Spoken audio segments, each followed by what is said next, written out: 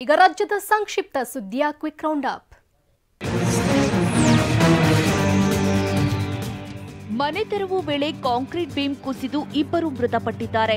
ಮಂಗಳೂರು ನಗರದ ಸಿಜೆ ಕಾಮತ್ ರಸ್ತೆಯ ಮಿಷನ್ ಕಾಂಪೌಂಡ್ನಲ್ಲಿ ಘಟನೆ ನಡೆದಿದೆ. ಹಳೆ ಮನೆ ಡೆಮಾಲಿಷನ್ ವೇಳೆ ಬೀಮ್ ನಡಿ ಸಿಲುಕಿ ಜೇಮ್ಸ್ ಜತ್ತಣ್ಣ ಮತ್ತು ಎಡ್ವಿನ್ ಹೆರಾಲ್ಡ್ ಮಾಪೇನ್ ಅನ್ನೋರು ಸಾವನ್ನಪ್ಪಿದ್ದಾರೆ.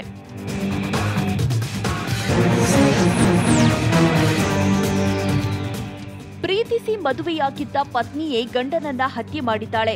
3 ದಿನದ ಹಿಂದೆ ಕಲಬುರಗಿಯ ಕೆಸರಟಗಿಯಲ್ಲಿ ಕಪಿಲ್ ಎಂಬಾತನ ಕೊಲೆಯಾಗಿತ್ತು. ಪ್ರಕರಣ ಭೇದಿಸಿರೋ ಪೊಲೀಸರು ಪತ್ನಿ ಭಾಗ್ಯಶ್ರೀ ಮತ್ತು ಆಕೆಯ ಪ್ರಿಯಕರ ಜೈಭೀಮ್ನನ್ನ ಬಂಧಿಸಿದ್ದಾರೆ. ಅನೈತಿಕ ಸಂಬಂಧಕ್ಕೆ ಗಂಡ ಅಡ್ಡಿ ಅಂತ ಕೊಂದಿರೋದು ಬಯಲಾಗಿದೆ.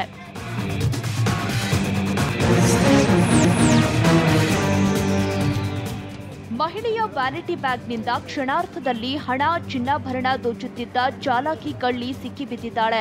ಗಮನ ಬೇರೆಡೆ ಸೆಳೆದು ಕಳ್ಳತನ ನಡೆಸುತ್ತಿದ್ದ ತಮಿಳುನಾಡು ಮೂಲದ ಲಕ್ಷ್ಮಿಯನ್ನ ಚಾಮರಾಜನಗರ ಪಟ್ಟಣ ಪೊಲೀಸರು ಬಂಧಿಸಿದ್ದಾರೆ. 430 ಗ್ರಾಂ ಚಿನ್ನಾಭರಣವನ್ನ ರಿಕವರಿ ಮಾಡಿದ್ದಾರೆ.